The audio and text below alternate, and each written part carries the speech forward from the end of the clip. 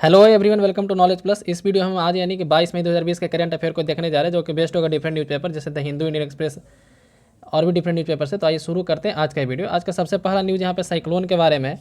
तो साइक्लोन पिछले 2-3 दिन से न्यूज़ में है, तो फिर भी आज हम यहाँ पे इसके बारे में पढ़ते हैं। तो साइक्लोन के बारे में यहाँ पे बताया जा रहा है कि 72 लोगों का मौत हो गया है वेस्ट बंगाल में। तो ममता बनर्जी जो वहाँ के सीएम है, सेंटर से रिलीफ के लिए मांग की है। तो साइक्लोन के बारे में हम लोग देख लेते हैं। तो पहले इस साइक्लोन के बारे में देखते हैं। इस साइक्लोन का नाम है अम्फान, जो कि थाईलैंड के द्वारा दिया गया है। अम्फान नाम जो है थाईलैंड के द्वारा दिया गया है। साइक्लोन क्या होता है? तो साइक्लोन जो होता है बीच में लो प्रेशर होता है और चारों तरफ हाई प्रेशर होता है। साइक्लोन, पहले साइक्लोन के बारे में देख लीजिए, उसके बाद हम लोग एंटी साइक्लोन के बारे में पढ़ेंगे। तो साइक्लोन बीच में लो प्रेशर होता है, चारों तरफ हाई प्रेशर होता है और नॉर्दर्न हेमिस्फीयर में एंटी क्लॉकवाइज चलता है। नॉर्दर्न हेमिस्फीयर में एंटी क्लॉकवाइज चलता है और साउदर्न हेमिस्फीयर में क्लॉकवाइज चलता है। तो बीच में लो प्रेशर, चारों तरफ हाई प्रेशर और नॉर्दर्न हेमिस्फीयर में एंटी साइक्लोन, साउदर्न हेमिस्फीयर में नॉर्दर्न हेमिस्फीयर में एंटी क्लॉकवाइज, साउदर्न हेमिस्फीयर में क्लॉकवाइज, इस तरीके से चलता है। एंटी साइक्लोन क्या होता है? तो एंटी साइक्लोन इसका उल्टा होता है, मतलब उसके बीच में हाई प्रेशर, चारों तरफ लो प्रेशर, नॉर्दर्न हेमिस्फीयर में क्लॉकवाइज और साउदर्न हेमिस्फीयर में एंटी क्लॉकवाइज। तो ये था साइक्लोन और एंटी साइक्लोन के बीच का अंतर। ठीक है, अब नेमिंग करने के लिए क्या था? तो आईएमडी के द्वारा नेमिंग किया जाता है। इस एरिया में इंडियन ओशन में जो भी साइक्लोन आता है आईएमडी के द्वारा नेमिंग किया जाता है। इसके लिए क्या है? तो 8 कंट्री का एक ग्रुप था, उससे 8 नाम मांगा गया था। तो 64 नेम हो गए यहाँ पे। और ये सिस्टम चालू हुआ था सितंबर 2004 में, नेमिंग करने का जो सिस्टम था। तो अम्फान जो है उस लिस्ट का सबसे लास्ट नेम है। अम्फान उस लिस्ट का सबसे लास्ट नेम है जो थाईलैंड के द्वारा दिया गया। तो अब नया लिस्ट एक बनाया गया जिसमें 13 कंट्री हैं और उनसे 13 नाम मांगा गया, यानी 169। तो 169 नाम यानी 169 नाम का एक फ्रेश लिस्ट अभी आईएमडी के पास है। नेक्स्ट जब भी साइक्लोन आएगा तो इसमें से जो फर्स्ट नेम होगा उसको यूज़ किया जाएगा। कंट्री को अल्फ़ाबेटिकली ऑर्डर में अरेंज करके यूज़ किया जाता है। तो 13 कंट्री कौन कौन है? तो Bangladesh, India, Maldives, Myanmar, Oman, Pakistan, Sri Lanka, Thailand. इतना पहले से थे। 5 नया ऐड हुआ है। कौन कौन? तो Iran, Qatar, Saudi Arabia, UAE और यमन। इतना 5 कंट्री नया ऐड हुआ, तो कुल मिला के 13 कंट्री हो गए इसमें। इन 13 कंट्री के द्वारा अब नेमिंग किया जाएगा। 169 नेम का एक लिस्ट आईएमडी के पास है। तो हम लोग अभी देखें साइक्लोन के बारे में, एंटी साइक्लोन के बारे में, साइक्लोन के नेमिंग के बारे में। ठीक है, आईएमडी का स्थापना जो है 1875 में हुआ था। मिनिस्ट्री ऑफ अर्थ साइंसेज के अंदर आता है। ठीक है, न्यू दिल्ली में इसका हेडक्वार्टर है। नेक्स्ट न्यूज़ यहाँ पे है, air fares cap for 3 month, web check in, face mask and Aarogya Setu approval must. तो 25 तारीख से जैसा कि पता होगा फ्लाइट चालू होने वाला है। तो इसके लिए क्या किया गया? 3 महीने तक के लिए फेयर पे कैपिंग लगाया गया। फेयर यानी कि जो भाड़ा होता है उस पर कैपिंग लगाया गया कि कंपनी जो है इससे ज़्यादा नहीं ले सकती और इससे कम, मतलब मिनिमम और मैक्सिमम दोनों जगह कैपिंग किया गया है। तो इसके लिए कुछ नया नियम लाए गए हैं। क्या क्या है? तो सबसे पहले देखिए कि reach airport at least 2 hour before departure. तो पहले से भी लोग जाते थे, 2 घंटा पहले बुलाया जाता था, पहले भी और अभी भी बुलाया जाएगा। फेस मास्क मैंडेटरी है inside airport through out the flight. Through out flight मतलब फ्लाइट, पूरे फ्लाइट में और एयरपोर्ट के अंदर भी। थर्मल स्क्रीनिंग होगा इंटरिंग पॉइंट पे। वल्नरेबल पीपल जैसे जो काफ़ी बड़े हैं, प्रेग्नेंट लेडीज, वुमेन, ये सबको नहीं फ्लाई करने दिया जाएगा। आरोग्य सेतु जो है मस्ट है, नेसेसरी किया गया है। ओनली 1 केबिन बैग, एक ही बैग लिया जा सकता है। Trolley to be allowed sparingly, मतलब केबिन बैग एक ही ले जा सकते हैं। अपने साथ में छोटा बैग ले जाना रहता तो एक ही बैग ले जा सकते हैं। वेब चेक इन, तो चेक इन जो अब होगा तो वेब चेकिंग होगा, मतलब कि सीआईएसएफ जो है यहाँ पे टिकट जो है हाथ से नहीं देखेगा बल्कि कैमरा से उसको चेक करेगा। फ्रिस्किंग विल भी मिनिमम कॉन्टैक्ट, फ्रिस्किंग के समय भी मिनिमम कॉन्टैक्ट कोशिश किया जाएगा। सैनिटाइजेशन किया जाएगा एयरक्राफ्ट का। और खाना वगैरह नहीं मिलेगा, जो पहले मिल्स जो प्रोवाइड किया जाता था, न्यूज़पेपर या फिर मैगजीन वगैरह मिलता था प्लेन के अंदर, वो अब इसमें नहीं मिलेगा। तो इतना रूल लाया गया है। नेक्स्ट न्यूज़ यहाँ पे देखते हैं, WHO बताया कि HCQ यानी कि हाइड्रोक्सी क्लोरोक्विन और क्लोरोक्विन दोनों में से कोई जो है प्रूवन ट्रीटमेंट नहीं है। किसके लिए? तो जो कोरोना वायरस है उसके लिए। तो आप यहाँ देख सकते हैं कि WHO organisation has warned that neither HCQ और नॉट क्लोरोक्विन, मतलब हाइड्रोक्सी क्लोरोक्विन या क्लोरोक्विन, दोनों में से कोई एक प्रूवन ड्रग नहीं है कोविड-19 का, और दोनों का गलत इफेक्ट भी हो सकता है। ठीक है, तो हम लोग यहाँ पे देखते हैं WHO के बारे में। तो WHO एक यूएन का स्पेशलाइज्ड बॉडी है। यूएन का स्पेशलाइज्ड बॉडी है। जैसे यूएन के 6 ऑर्गन हैं, उसमें से एक जो है यूएन का इकोनॉमिक एंड सोशल काउंसिल, उसी के अंदर WHO आता है। इसका स्थापना हुआ था 7 अप्रैल 1948 को। 7 अप्रैल 1948 को इसका स्थापना होता है। हेडक्वार्टर जेनेवा में है। टेड्रोस एडेनहोम अभी इसके चेयरमैन है। और इसको जो एग्जीक्यूटिव कमेटी है उसका चेयरमैन जो है अभी हमारे स्वास्थ्य मंत्री, मतलब भारत के स्वास्थ्य मंत्री डॉक्टर हर्षवर्धन बने हैं 2 दिन पहले। ठीक है, ये था WHO के बारे में। यहाँ पे ICMR न्यूज़ में था, तो ICMR के बारे में हम पढ़ लेते हैं। तो ICMR यानी कि Indian council of medical research, इसका स्थापना हुआ था इसका स्थापना हुआ था 1911 में, लेकिन उस समय इसका नाम था IRFA। उस समय इसका नाम था IRFA, Indian research fund association. इसका नाम था 1911 में जब स्थापना हुआ था, इसका नाम था IRFA यानी इंडियन रिसर्च फंड एसोसिएशन। अभी ये government of India, department of health research, ministry of home and family welfare के अंदर आता है। ICMR का काम क्या है, तो प्रमोशन ऑफ बायोमेडिकल रिसर्च, ठीक है। तो इसका स्थापना हुआ था 1911 में, लेकिन उस समय इसका नाम कुछ और था, इंडियन रिसर्च फंड एसोसिएशन। अभी किसके अंदर आता है, तो department of health research, ministry of home and family welfare के अंदर आता है, गवर्नमेंट ऑफ इंडिया। और इसका काम क्या है, तो प्रमोशन ऑफ बायोमेडिकल रिसर्च, ठीक है। ये था ICMR के बारे में। नेक्स्ट न्यूज़ यहाँ पे कि कोविड पेशेंट रिकवर हुआ है प्लाज्मा थेरेपी। प्लाज्मा थेरेपी के सहारे कुछ कोविड पेशेंट रिकवर किए हैं। तो प्लाज्मा थेरेपी के बारे में लोग पढ़ लेते हैं। तो प्लाज्मा एक्चुअली है कि हमारे ब्लड का जो लिक्विड पोर्शन होता है वो प्लाज्मा है। लगभग हमारे ब्लड में 54% प्लाज्मा होता है, 46% में RBC, WBC और प्लेटलेट्स तीनों आ जाता है, ठीक है। तो हमारे ब्लड में प्लाज्मा कितना 54% है, ठीक है। और प्लाज्मा मेनली वाटर का बना होता है। प्लाज्मा में 95, प्लाज्मा के अंदर 95% वाटर होता है। वाटर के अलावा इसमें प्रोटीन और न्यूट्रिएंट और भी कई तरह के आयन होते हैं। ये लाइट येलो कलर का लिक्विड होता है। प्लाज्मा जो है लाइट येलो कलर का लिक्विड है। ब्लड से इसको निकाला कैसे जाता है, तो ब्लड से सेंट्रीफ्यूगेशन का प्रोसेस होता है। सेंट्रीफ्यूगेशन का प्रोसेस होता है, ठीक है। सेंट्रीफ्यूगेशन के प्रोसेस के द्वारा जो है प्लाज्मा को निकाला जाता है ब्लड से। ब्लड सीरम क्या होता है, तो blood plasma without clotting factor. यदि ब्लड प्लाज्मा में से क्लोटिंग फैक्टर को हटा दिया जाए तो उसको ब्लड सीरम बोलते हैं। तो ये था प्लाज्मा के बारे में। प्लाज्मा थेरेपी में एक्चुअली होता क्या कि जो पेशेंट ठीक हो गए हैं, मतलब जो कोविड-19 को हरा दिए हैं, जो कोरोना वायरस से ठीक हो गए हैं, उनके ब्लड को निकाल लिया जाता है, उनसे प्लाज्मा निकाल करके बीमार व्यक्ति में डाला जाता है। तो उससे क्या होता है कि उसके प्लाज्मा में एंटीबॉडी बना हुआ रहता है, और एंटीबॉडी बनने होने के कारण कोरोना वायरस से उसको ठीक होने का संभावना थोड़ा सा बढ़ जाता है, ठीक है। नेक्स्ट न्यूज़ यहाँ पे कि मिनिस्ट्री ऑफ माइग्रेंट लेबर। तो ये जो है एडिटोरियल लिखा गया है इंडियन एक्सप्रेस में। ये लिखा गया था जो अभी लोकसभा में विपक्ष के नेता हैं अधीर रंजन चौधरी, कांग्रेस के हैं, उनके द्वारा लिखा गया था। तो यहाँ पे जैसे मिनिस्ट्री ऑफ माइग्रेंट लेबर, इसको पढ़ के मतलब कि इससे हमको यहाँ पे ये याद आ रहा है कि जैसे जब बंटवारा हुआ था, देश का पार्टीशन हुआ था, उस समय जो है रिफ्यूजी के लिए एक मिनिस्ट्री बनाया गया था, जो कुछ दिन के बाद फिर उसको डिजॉल्व कर दिया गया था। तो यहाँ पे दो चीज़ हमको जानने के लिए मिलता है कि आखिर पब्लिक अकाउंट कमेटी होता क्या है। जैसे अधीर रंजन चौधरी जो है पब्लिक अकाउंट कमेटी के अभी चेयरमैन हैं, ठीक है, कांग्रेस के लीडर है लोकसभा में। और एक कोई मिनिस्ट्री बनता कैसे, इसके बारे में हम लोग यहाँ जानेंगे। जैसे यहाँ पे और भी कई अच्छा बात बताया गया है इनके द्वारा कि जैसे यहाँ पे एक स्वामी विवेकानंद का एक कोट ट्वीट किया गया था, यहाँ पे देख सकते हैं, N ounce of practice is worth 20,000 tons of big talk. यानी कि बड़े बड़े बातें करने से अच्छा है कि छोटा ही प्रैक्टिस कीजिए, है ना। आउंस का मतलब होता है जैसे मुट्ठी से थोड़ा बड़ा होता है, ठीक है। जैसे कोई चीज़ मुट्ठी से हम लोग देते हैं ना, तो उससे थोड़ा ज़्यादा क्वांटिटी में होता है, आउंस उसको बोलते हैं। तो एन आउंस ऑफ प्रैक्टिस यानी प्रैक्टिस करने का एक आउंस ही जो है ज़्यादा बड़ा है किससे, तो 20,000 ऑफ बिग टॉक, बड़े बड़े बातों से, ठीक है। और इसमें कुछ पॉलिटिकली मोटिवेटेड बातें लिखी हैं कि कांग्रेस गवर्नमेंट जो हमेशा गरीबों के लिए काम करती है ना। यहाँ पे लिखा है कि हमेशा पुअर और डाउन ट्रोडन के लिए बात करती है। तो ये अलग बात है, हम अभी पॉलिटिक्स में नहीं जाएंगे। बस यहाँ पर हमको ये जाना था PSC के बारे में और इसके बारे में, मतलब कि कोई मिनिस्ट्री बनता कैसे है, किसके द्वारा बनाया जाता है। तो PSC के बारे में जान लेते हैं पहले। तो PSC जो है PSC यानी पब्लिक अकाउंट कमेटी, ठीक है। Public account committee parliament of India के द्वारा बनाया जाता है। और इसका काम क्या है, तो auditing the revenue and expenditure of government of India. Government of India का जितना रेवेन्यू यानी कि जितना आय और एक्सपेंडिचर है उसको रिव्यू करना कि सही से यूज हो रहा है कि नहीं। इसका जो स्थापना हुआ था पब्लिक अकाउंट कमेटी 1921 में इसको स्थापित किया गया था, ठीक है। 1921 में इसको स्थापित किया गया था 1921 में। उस समय एक रिफॉर्म आया था 1990 में, मोंटेस्क्यू चेम्सफोर्ड रिफॉर्म, ठीक है। मोंटेस्क्यू चेम्सफोर्ड रिफॉर्म, यदि याद होगा, हिस्ट्री पढ़े होंगे तो मोंटेस्क्यू चेम्सफोर्ड रिफॉर्म 1919 में आया था। उसी के तहत 1921 में इसका स्थापित किया गया था PSC को, पब्लिक अकाउंट कमेटी। इसमें अभी जो है 15 + 7 यानी 22 मेंबर होते हैं। इसमें अभी जो है 22 मेंबर होते हैं। हालांकि शुरू में इसमें 15 मेंबर ही थे। 1921 में इसमें 15 मेंबर थे। 1954-55 तक इसमें 15 ही मेंबर रहे थे। 1954-55 तक ही इसमें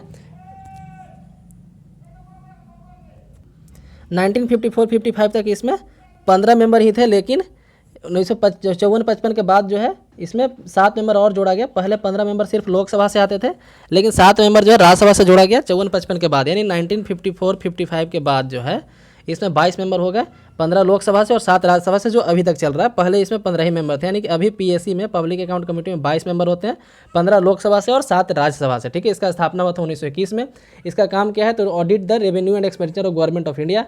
इसका ये जो है कैग का जो रिपोर्ट आता है, controller and auditor general of India, CAG का जो रिपोर्ट आता है उसको भी एग्जामिन करता है। तो examine the report of CAG, ठीक है। और मोंटेस्क्यू चेम्सफोर्ड रिफॉर्म के बाद ये आया था, ये याद रखिएगा। इसके अध्यक्ष जो होते हैं इसका अध्यक्ष का भी काफ़ी चेंजिंग हुआ है। जैसे आज़ादी के बाद से 1947 से 50 तक, 47 से 50 तक जो है फाइनेंस मिनिस्टर इसके अध्यक्ष हुआ करते थे, ठीक है। जैसे अभी अधीर रंजन चौधरी अभी लोकसभा में विपक्ष के नेता हैं, तो पहले 1947 से 50 तक फाइनेंस मिनिस्टर इसके अध्यक्ष हुआ करते थे। तो हुआ कि नहीं, फाइनेंस मिनिस्टर खुद इधर मतलब कि मिनिस्टर भी है, उधर अपना ही खर्च का एग्जामिन कर रहा है, तो ठीक से नहीं हो पाएगा, है ना। तो आप इमेजिन कीजिए कि इधर कोई मिनिस्टर है और पीएससी का काम क्या है, मिनिस्टर कहाँ फालतू का खर्च कर रहा है उसको देखना। तो मिनिस्टर कैसे ईमानदारी से वो बोल पाएगा, इतना ईमानदारी तो है नहीं मिनिस्टर में। तो उसके लिए क्या किया गया कि नहीं, फाइनेंस मिनिस्टर नहीं रहेंगे, कोई और मेंबर रहेगा। तो 1950 से 1967 तक रूलिंग पार्टी के कोई मेंबर रहता था, लेकिन वो फाइनेंस मिनिस्टर यानी मिनिस्टर नहीं हुआ करता था, बस रूलिंग पार्टी का एमपी रहता था, ठीक है। जैसे बीजेपी का है तो बीजेपी का एमपी, इस तरीके से। तो वहाँ भी कॉन्फ्लिक्ट ऑफ इंटरेस्ट आने लगा कि एक ही पार्टी का आदमी है तो अपने पार्टी के अगेंस्ट तो गलत डिसीजन कुछ बोल नहीं सकता, यदि कुछ गलत हो भी रहा है तो फिर डर के नहीं बोलेगा, या फिर मतलब कि पार्टी का है, एक ही पार्टी का, इसलिए आपस में मामला सुलझा लेगा, जनता में आने नहीं देगा। तो इसलिए 1967 के बाद एक कन्वेंशन बनाया गया। ऐसा कहीं लिखा नहीं गया कौन इसका मेंबर रहेगा, कौन इसका अध्यक्ष रहेगा, इस कहीं बताया नहीं गया है। इसके अध्यक्ष को लोकसभा के स्पीकर के द्वारा नॉमिनेट किया जाता है, मतलब लोकसभा के स्पीकर अध्यक्ष को चुनते हैं कि कौन अध्यक्ष रहेगा। तो लेकिन एक परंपरा बन गया है कि 1947 से 50 तक फाइनेंस मिनिस्टर रहते थे, 50 से 1967 तक जो है रूलिंग पार्टी का कोई भी मेंबर रहता था, और आफ्टर 67 ओपोजिशन पार्टी का जो मेंबर होता है वो इसका अध्यक्ष हो जाता है। एक रूलिंग मतलब कि एक ऐसा कन्वेंशन बन गया, परंपरा बन गया, ठीक है। तो जो भी लोकसभा में विपक्ष का नेता होता है 1967 के बाद से विपक्ष पार्टी की तरफ से कोई एक आदमी इसका चेयरमैन बनता है पब्लिक अकाउंट कमेटी का। तो इसलिए अभी अधीर रंजन चौधरी जो है पब्लिक अकाउंट कमेटी के चेयरमैन है, ठीक है। पब्लिक अकाउंट कमेटी को हर एक साल के बाद रिव्यू किया जाता है, मतलब कि दोबारा कंस्ट्रक्ट किया जाता है, लेकिन अध्यक्ष हमेशा लगभग एक ही रह जाते हैं, बाकी सारे मेंबर बदल जाते हैं, ठीक है। नेक्स्ट है कि how a ministry is form, ministry बनता कैसे, जैसे यहाँ पे बताया गया कि मिनिस्ट्री कैसे बनता है। तो आपको हम बताते हैं कि मिनिस्ट्री बनाने के लिए प्रेसिडेंट के द्वारा बताया जाता है, मिनिस्ट्री प्रेसिडेंट के द्वारा बनाया जाता है। आर्टिकल 77 में लिखा गया है कि प्रेसिडेंट जो है डिफरेंट मिनिस्ट्री का गठन करेगा प्राइम मिनिस्टर के रिक्वेस्ट पे, ठीक है, प्राइम मिनिस्टर के एडवाइस पे। तो मिनिस्ट्री बनाने के लिए लोकसभा या राज्यसभा में कोई नया बिल या एक्ट नहीं लाना पड़ता है, कोई भी मतलब कि अपने से जब प्रधानमंत्री का मन करेगा तो राष्ट्रपति को एडवाइस दे करके आर्टिकल 77 के तहत एक नया मिनिस्ट्री को बना लेंगे। इसीलिए यहाँ पे बोला जा रहा है कि प्राइम मिनिस्टर को जो है एक मिनिस्ट्री अलग से बना देना चाहिए माइग्रेंट लेबर का, जो उसके देख रेख करे, उसके लिए एक अलग मिनिस्टर होना चाहिए अभी कुछ देर के लिए कम से कम, ठीक है। तो ये था इसके बारे में। नेक्स्ट न्यूज़ यहाँ पे कि how lockdown has impacted Indian farmer पे लॉकडाउन का क्या इम्पैक्ट पड़ा वो यहाँ पे बताया गया है। तो लगभग जो है 1000 फार्मर पे सर्वे किया गया, काफ़ी कम पे किया गया, फिर भी एक सर्वे है, इंडियन एक्सप्रेस का न्यूज़ था। 12 इंडियन स्टेट में किया गया। 60% बोले कि जो है उनको कुछ लॉस हुआ है फसल में। 1/10 जो उसमें को बोले कि हार्वेस्ट के बाद जो है वो बेच नहीं पाए हैं। तो यहाँ पे आप यहाँ फाइंडिंग इसका एक देख सकते हैं कि 10% कुडंट हार्वेस्ट देयर क्रॉप, 10% लोग अपना फसल को कटवा ही नहीं पाए क्योंकि मजदूर नहीं मिला या फिर मशीन नहीं मिला। 60% जो कटवा लिए उनमें से जो कुछ जो कटवाएं तो उसमें भी यील्ड का लॉस आया, मतलब कि फसल बर्बाद हो गया कुछ फसल। 60% फार्मर का ऐसा कहना है कि कटवाएं लेकिन कम मजदूर होने के कारण फसल कुछ खेत में ही बर्बाद हो गया। 4 में से 1 फार्मर का कहना है कि स्टोर करने के में देरी हो रहा है, दिक्कत आ रहा है। 1 in 4 farmers reported storing there crops in state of selling them, ठीक है, बेचने के बजाय जो है स्टोर करने के लिए 4 में से 1 फार्मर सोच रहे हैं। और 12% फार्मर जो है बोल रहे हैं कि किसी भी तरीके से बेच देंगे क्योंकि उनको स्टोर करने में दिक्कत हो रहा है। 56% फार्मर का ऐसा कहना है कि लॉकडाउन के कारण जो अगले सीजन में जो सोइंग था, अपने अगले सीजन में जो बीज बोना था उसमें काफ़ी देरी होगा, उसमें कुछ प्रॉब्लम आएगा, ठीक है। और 50% जो है अपने इनपुट के लिए, ठीक है, मतलब कि अगले सीजन में इनपुट कहाँ से आएगा, फर्टिलाइजर कैसे खरीदेंगे, बीज कैसे खरीदेंगे, इस बारे में चिंतित है क्योंकि इनका इस वाला फसल तो अभी बिका नहीं है। तो इसका यूज हम लोग कहाँ कर सकते हैं, ये इसमें पीटी में काफ़ी कम क्वेश्चन, मतलब कि इसमें न के बराबर क्वेश्चन आएगा। इसका यूज हम लोग मेंस में कर सकते हैं कि इंडिया लॉकडाउन का क्या क्या इम्पैक्ट रहा है। जैसे क्वेश्चन इस तरीके से आ सकता है कि लॉकडाउन का इंडियन का डिफरेंट सेक्टर में, इंडिया के डिफरेंट सेक्टर में लॉकडाउन का क्या इम्पैक्ट रहा है, तो हम लोग यहाँ पे लिख सकते हैं कि फार्म सेक्टर में इस तरह का इम्पैक्ट रहा है, ठीक है। नेक्स्ट यहाँ के SEBI revise post default curing period of CRA। तो यहाँ पे जो भी क्रेडिट रेटिंग एजेंसी हैं, जो क्रेडिट रेटिंग एजेंसी हैं, उनको जो है सेबी के द्वारा भी थोड़ा रिलैक्सेशन दिया गया है ताकि इंडिया में जो है फॉरेन इन्वेस्टमेंट आए अभी, क्योंकि अभी काफ़ी पैसा का कमी हो गया है इतने दिन लॉकडाउन के कारण। तो हम लोग यहाँ सेबी के बारे में पढ़ लेते हैं। सेबी क्या है, तो market regulator of securities and commodities market, ठीक है। ये क्या है, तो कमोडिटी मार्केट और सिक्योरिटी मार्केट का रेगुलेटर है। रेगुलेटर कहने के बाद तो उसका निगरानी करता है। इसका स्थापना हुआ था 12 अप्रैल 1988 को। इसका स्थापना हुआ था 12 अप्रैल 1988 को, लेकिन इसको जो एक स्टैट्यूटरी बॉडी बनाया गया, इसके लिए एक एक्ट लाया गया। कब लाया गया, तो 30 जनवरी 1992 को। 30 जनवरी 1992 को इसको एक एक्ट के द्वारा स्थापित किया गया। ऐसे इसका स्थापना हुआ था 12 अप्रैल 1988 को, मुंबई में इसका हेडक्वार्टर है। ठीक है, नेक्स्ट न्यूज यहाँ पे कि PLA यानी कि पब्लिक लिबरेशन आर्मी, ठीक है, या सॉरी पीपल लिबरेशन आर्मी जो है चाइना का चाइना का आर्मी है। PLA जो है, PLA चाइना का आर्मी है, जैसे हम लोग का इंडियन आर्मी है, असम राइफल, ये सब है, उस तरह से वहाँ का जो आर्मी है उसको PLA बोला जाता है, पीपल लिबरेशन आर्मी। और ये जो है मतलब कल एक न्यूज़ आया था कि चाइना इंडिया पे लगाया था कि एक इंडिया पे एक लगा, पढ़े थे ना न्यूज़ में कि इंडिया के बारे में बोला कि इंडिया जो है उसके एरिया, उसके टेरिटरी में घुस गया था इंडियन सोल्जर, ऐसा चाइना का कहना था। तो हमारे जो विदेश मंत्रालय के प्रवक्ता अनुराग श्रीवास्तव, उनका कहना है कि नहीं, ऐसा बात नहीं है, बल्कि उन लोग हमारे टेरिटरी में आ गया था और हम लोग को पेट्रोलिंग करने से रोका। उन लोग का एलिगेशन लगाया था कि इंडिया वाला चाइना को अपने एरिया में पेट्रोलिंग करने से रोका गया है। तभी बॉर्डर पे टेंशन कुछ कुछ है, ठीक है, लेकिन हम लोग को बस यहाँ पे न्यूज़ यहाँ पे ध्यान रखना है कि क्या हो रहा है, ताकि मेंस में हम लोग अच्छे से लिख सकें। Next ICICI offers FD scheme for senior citizen. तो ICICI बैंक के द्वारा भी FD स्कीम लाया गया सीनियर सिटीजन के लिए। तो हम लोग ICICI बैंक के बारे में देख लेते हैं। एक Indian multinational banking financial service company है ना, मल्टीनेशनल कंपनी, इसका विदेश में भी कई जगह ब्रांच है और फाइनेंशियल सेक्टर से डील करता है। इसका रजिस्टर्ड ऑफिस बड़ोदरा गुजरात में है, लेकिन इसका कॉर्पोरेट ऑफिस मुंबई महाराष्ट्र में है। इसका स्थापना हुआ था 5 जनवरी 1994 को। ठीक है, ICICI का फुल फॉर्म क्या होता है? Industrial credit and investment corporation of India, industrial credit and investment corporation of India. ठीक है, इसका ऑफिस हेड कॉर्पोरेट ऑफिस इसका मुंबई में है, रजिस्टर्ड ऑफिस बड़ोदरा में है। और ये क्या है, तो Indian multinational banking and financial services company है। रजिस्टर 5 जनवरी 1994 को इसका स्थापना हुआ था। यहाँ पे न्यूज़ एक है कि 5 man arrested for carrying chicken meat granted bail by high court. तो आपको सुन के पता लग रहा होगा कि मीट ले जाते आदमी को पकड़ लिया गया और उसको बेल लेना पड़ा हाई कोर्ट से। तो 4-5 आदमी थे, 5 आदमी थे जो अप्रैल 13 को 300 किलो मीट लेकर के जा रहे थे, 300 किलो चिकन लेकर जा रहे थे। तो यूपी पुलिस के द्वारा उसको पकड़ लिया गया और IPC के डिफरेंट सेक्शन के तहत बुक किया गया, डिजास्टर मैनेजमेंट एक्ट के तहत बुक किया गया और एपिडेमिक डिजीज एक्ट के तहत बुक किया गया। तो हम लोग एपिडेमिक डिजीज एक्ट और डिजास्टर मैनेजमेंट एक्ट के बारे में पढ़ लेते हैं। न्यूज़ यहाँ पे यह था कि जैसे जो हालांकि मीट जो है एसेंशियल सर्विस में है, तो इसलिए कोर्ट बेल कर दिया कि मीट जो था एसेंशियल सर्विस में था। लेकिन गवर्नमेंट का कहना था कि ये जो है इनको इसलिए नहीं बुक किया गया था कि मीट ले जा रहे थे, इनको इसलिए बुक किया गया था क्योंकि इनके पास जो पास था वो फॉर्ज था, मतलब कि एक नकली पास बनवा करके लोग जा रहे थे। ठीक है, यहाँ पे देख सकते हैं कि दे वर कैरिंग अ फॉर्ज्ड पास। ठीक है, एक नकली पास बनवा के इन लोग जा रहे थे, इसलिए उसको पकड़ा गया था। तो न्यूज़ को बढ़ा चढ़ा कर दिखाया जा रहा है कि चिकन मीट ले जा रहे थे इसलिए पकड़ा गया, ऐसा नहीं है। चिकन मीट जो एसेंशियल सर्विस में था और ले जाने के लिए था। तो हम लोग यहाँ पे एपिडेमिक डिजीज एक्ट के बारे में पढ़ लेते हैं। तो 1897 का ये एक्ट है। ब्यूबोनिक प्लेग आया था मुंबई में, उसी समय इसको लाया गया था। ठीक है, मुंबई में ब्यूबोनिक प्लेग आया था, उस समय एपिडेमिक डिजीज एक्ट लाया गया था 1897 में। इसका यूज हाल फिलहाल में और कहाँ कहाँ किया गया है? तो 2015 में किया गया था, चंडीगढ़ में डेंगू और मलेरिया वहाँ पे फैला था तब। 2018 में यूज किया गया था, कॉलरा फैला था गुजरात में तब। 2009 में यूज किया गया था, पुणे में स्वाइन फ्लू फैला था तब। ठीक है, अब हाल ही में इसमें कुछ अमेंडमेंट किया गया है, जिसके तहत क्या है कि यदि आप किसी डॉक्टर या कोई भी मेडिकल स्टाफ पे हमला करते हैं, जब ये एक्ट जो है लागू है तब, तो 7 साल का आपको जेल हो सकता है।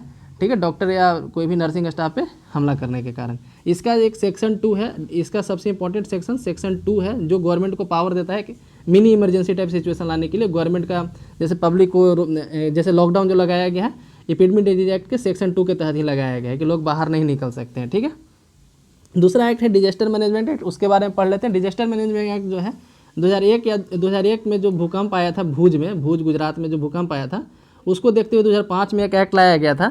ठीक है, ताकि अगली बार कोई डिजास्टर आए तो कोई एक स्पेशल बॉडी हो जो उसको देखे। उस समय तक इंडिया में कोई ऐसा बॉडी नहीं था। तो ये जो एक्ट था डिजास्टर मैनेजमेंट एक्ट, इसी के तहत NDMA बनाया गया था, यानी कि नेशनल डिजास्टर मैनेजमेंट अथॉरिटी। ये 2006 में बनाया गया था। NDMA जो है 2006 में बनाया गया था।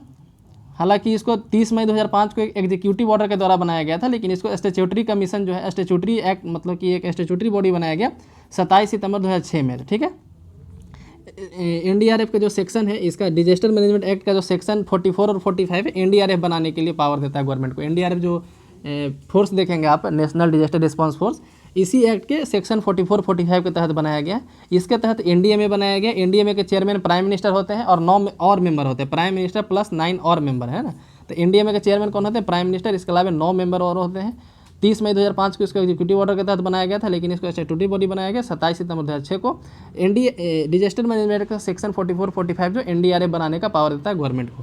तो ये था ये दोनों एक्ट के बारे में। नेक्स्ट है CISF adept no touch policy for passenger entering airport. तो फर्स्ट पेज में हम लोग पढ़े थे, वही न्यूज़ यहाँ भी है। तो हम लोग यहाँ CISF के बारे में पढ़ लेते हैं। इसका स्थापना हुआ था 10 मार्च 1969 को, 10 मार्च 1969 को। लेकिन उस समय जो है ये आर्म्ड फोर्स नहीं था, मतलब इसके पास कोई हथियार नहीं हुआ करता था, ठीक है। लेकिन इसको आर्म्ड फोर्स बनाया गया कब? 15 जून 1983 को। 15 जून 1983 को ये इसको आर्म फोर्स बनाया गया। 19 MHA के अंदर आता है, यानी मिनिस्ट्री ऑफ होम अफेयर्स के अंदर आता है। इसका हेडक्वार्टर न्यू दिल्ली में है। इसका काम क्या है? तो गार्ड करता है डिफरेंट ऑर्गेनाइजेशन, जैसे कि एटॉमिक पावर प्लांट को गार्ड करता है, स्पेस इंस्टॉलेशन को गार्ड करता है, माइंस को गार्ड करता है, ऑयल फील्ड को, मेजर पोर्ट्स को, एयरपोर्ट्स को गार्ड करता है, ठीक है। तो ये था CISF के बारे में। नेक्स्ट यहाँ पे कि सिनेमा आफ्टर कोविड-19, तो एक एडिटोरियल द हिंदू से लिया गया है। इसमें बताया गया है कि जो OTT प्लेटफॉर्म है, कि मतलब कि जो ऑनलाइन प्लेटफॉर्म है, एक अल्टरनेटिव रास्ता निकल रहा है, ठीक है। इसमें ये बताया गया कि कोविड-19 का सिनेमा जगत पे क्या इम्पैक्ट पड़ा है। तो सिनेमा में जैसे जो एक्टर एक्ट्रेस है, हम लोग को तो यही लग रहा है ना कि एक्टर लोगों का बिजनेस ठप है, एक्ट्रेस लोगों का फिल्म वगैरह नहीं शूट हो रहा, लेकिन इसके कारण कई लोगों का बिजनेस ठप है। जैसे जो मेकअप आर्टिस्ट थे, जो कैमरामैन थे, है ना, जो एडिट करते थे, जो सिंगर थे, कंपोजर थे, सबका बिजनेस अब यहाँ पे बंद हुआ पड़ा है, ठीक है। तो मतलब सिनेमा पे काफ़ी लोगों का रोजगार चलता है। वो यहाँ पे बताया गया कि सिर्फ एक्टर और एक्ट्रेस ही नहीं, इसके अलावा कई ऐसे लोग होते हैं जैसे जिनका सेट होता है कम्प्लीटली, मेकअप आर्टिस्ट होते हैं, फिर ड्रेस प्रोवाइड कराने वाले होते हैं, ठीक है। और भी कई तरह के ऐसे लोग होते हैं जो सामने से नहीं देखते कि हाँ ये सिनेमा से जुड़े हुए हैं, लेकिन इनडायरेक्टली वो रहते हैं, ठीक है। और इसमें बताया कि नेटफ्लिक्स, अमेजन प्राइम, ये सब जो है आजकल एक अल्टरनेटिव उभर के आया है। इससे फ़ायदा क्या क्या है कि लोग घरों में बैठे देख लेते हैं। यहाँ बताया गया है कि लॉकडाउन पीरियड में जो है ऐसा नहीं है कि लोग जो है फिल्म लवर हो गए हैं, मतलब कि फिल्म ज़्यादा देखने लगे हैं, है ना। पहले भी लोग मतलब बहुत ऐसे लोग हैं जो पहले फिल्म नहीं देखते थे, अभी देखने लगे हैं। और इसका रीज़न ही नहीं कि लोग फिल्म देखने के लिए फिल्म लवर बन गए हैं, बस रीज़न यही है कि उनके पास टाइम बहुत ज़्यादा है और काम कुछ नहीं है, तो वो बैठे बैठे फिल्म देख रहे हैं बोर होने के कारण, ठीक है, ताकि बोर ना हो। और अमेजन प्राइम, नेटफ्लिक्स, ये सब का इतना डिमांड बढ़ने का रीज़न क्या है कि इनके पास एंटरटेनमेंट का बहुत साधन है। इस पर यूट्यूब की तरह बहुत सारे चैनल हैं, अमेजन प्राइम पे भी, नेटफ्लिक्स पे भी, और लोग उसको देखते हैं। इसका फ़ायदा ये कि डायरेक्ट होम पे रिलीज होता है, मतलब घर पे रिलीज होता है, कहीं बाहर जाना नहीं पड़ता है, कोई दुर्घटना वगैरह का डर नहीं रहता है, ठीक है। और लेकिन इसका नुकसान क्या है कि सेंसर, बाईपासिंग द सेंसर, इस पर सेंसर नहीं अभी लागू है। सेंसर करने होता है, जैसे आप मूवी देखने जाते हो कि सेंसर सर्टिफिकेट वहाँ पे दिखाया जाता है कि इसको सेंसर बोर्ड से पास किया गया है, EU सर्टिफिकेट, UA सर्टिफिकेट, इस तरीके का देखते होंगे आप, ठीक है। मूवी का पहले सर्टिफिकेट दिखाया जाता है, लेकिन जब अमेजन या फिर नेटफ्लिक्स वगैरह पर जब इसको रिलीज़ किया जाता है तो सेंसर वहाँ पे बाईपास होता है, मतलब सेंसर का यूज नहीं किया जाता है। तो ये इसका एक डिमेरिट है। तो ये था इसमें इस एडिटोरियल में, ठीक है। तो आइए आगे चलते हैं नेक्स्ट न्यूज़ में। नेक्स्ट यहाँ पे एक वाच पूजा लाइव गेट प्रसाद डिलीवर्ड होम। तभी एक मंदिर है कर्नाटका में, चामुंडेश्वरी टेम्पल मैसूर में, वो प्लान कर रहा है कि पूजा को लाइव किया जाए, है ना, और प्रसाद को घर भेजा जाए, ठीक है।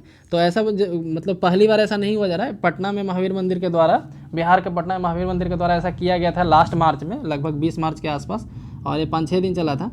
हालांकि पटना का जो महावीर मंदिर है, पहला कंट्री में ऐसा थी मंदिर है, पहला मंदिर है कंट्री में जो 24/7 लाइव टेलीकास्ट प्रोवाइड करता है जियो टीवी के माध्यम से।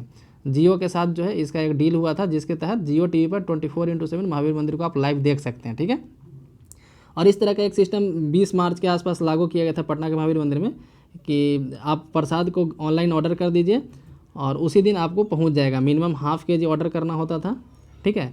और आप यदि 2 बजे के पहले करते हैं तो शाम तक पहुंच जाएगा, नहीं तो 2 बजे के बाद करते हैं तो सुबह में फिर पहुंचेगा प्रसाद। और उसके लिए कोई एक्स्ट्रा चार्ज, मतलब कि डिलीवरी चार्ज नहीं लिया जाता था। ½ kg से ज़्यादा ऑर्डर करना होता था। तो ऐसा नहीं है कि पहली बार ऐसा कंट्री में किया जा रहा है, पहले हो चुका है। लेकिन कर्नाटका में जो अभी वहाँ के जो CM मिनिस्टर हैं इस डिपार्टमेंट के, तो वहाँ पे जो टेम्पल डिपार्टमेंट का जो मिनिस्टर है उसको बोलते हैं मुजराई डिपार्टमेंट, ठीक है। मुजराई डिपार्टमेंट है रिलीजियस और चैरिटेबल जो भी संस्थान है उसके हेड हैं। मुजराई मिनिस्टर कौन है? तो कोटा श्रीनिवास पुजारी। उनका कहना है कि बहुत सारे मंदिरों में, जैसे यहाँ पे कुछ मंदिर का लिस्ट दिया गया, यहाँ पे जो है वो लोग जो है ऑनलाइन पूजा का प्रोवाइड कराने का सोच रहे हैं। और इसके अलावा 15 तरह का वहाँ पे काम करने के लिए, जैसे पूजा ऑनलाइन इंक्लूडिंग मंगल आरती, अर्चना, पुष्प अलंकार पूजा, है ना, अष्टोधरा, और भी कई तरह के प्रोविज़न जो रखे गए ऑनलाइन होंगे, ठीक है, ऐसा कहा जा रहा है। इसके अलावा 33 करोड़ रुपया जो है सैलरी के रूप में निकाला गया है 29,700 टेम्पल को 3 महीने तक पेमेंट देने के लिए। वहाँ के जो पुजारी हैं उनको पेमेंट देने के लिए 33.66 करोड़ रुपया जो है रिलीज़ किया गया कर्नाटका गवर्नमेंट के द्वारा। यहाँ पे देख सकते हैं चामुंडेश्वरी टेम्पल मैसूर में है, ठीक है, जो टेलीकास्ट करने के बारे में भी सोच रहा है। Next, Trump suggest holding in personal G7 का समिट। तो G7 समिट होने के लिए ट्रम्प के द्वारा कहा गया है। तो G7 के बारे में हम लोग पढ़ लेते हैं। G7 का पिछला समिट हुआ था बियारिट्ज फ्रांस में, ठीक है। बियारिज फ्रांस में हुआ था। बियारिज वहाँ का एक शहर है, 2019 में वहाँ हुआ था। इंडिया इसमें गेस्ट कंट्री के रूप में गया था। इंडिया G7 का मेंबर नहीं है, इंडिया G7 का मेंबर नहीं, इंडिया G20 का मेंबर है, G7 का मेंबर नहीं है। इंडिया उसमें गेस्ट कंट्री के रूप में गया था। Canada, France, Germany, Italy, Japan, UK, US, ये 7 कंट्री हैं। कौन कौन है? तो कनाडा, फ्रांस, जर्मनी, यहाँ पे देख सकते हैं नाम भी लिखा है ना। Canada, France, Germany, Italy, Japan, UK, US. 1975 में इसको बनाया गया था। तो ये था G7 के बारे में। नेक्स्ट है virus attack take aroma out of coffee. तो वायरस अटैक के कारण कॉफ़ी पे काफ़ी नुकसान उठाना पड़ रहा है, कॉफ़ी फार्मर को, कॉफ़ी बेचने वाले को, है ना। उससे रिलेटेड जितने भी लोग थे, नुकसान तो है खैर सभी हर सेक्टर में है। तो हम लोग यहाँ कॉफ़ी के बारे में पढ़ लेते हैं। तो कॉफ़ी जो है कहाँ उगाया जाता है? तो कॉफ़ी के लिए वार्म एंड वेट क्लाइमेट चाहिए। कॉफ़ी उगाने के लिए वार्म एंड वेट क्लाइमेट चाहिए। वेल ड्रेन्ड लोमी सॉइल में उगाया जाता है। Well drained loamy soil, hill slope ज़्यादा सूटेबल है। ब्राज़ील इसका लीडिंग प्रोड्यूसर है, ठीक है। वार्म एंड वेट क्लाइमेट चाहिए, वेल ड्रेन्ड लोमी सॉइल चाहिए, हिल स्लोप जो है ज़्यादा सूटेबल है, और ब्राज़ील इसका लीडिंग प्रोड्यूसर है।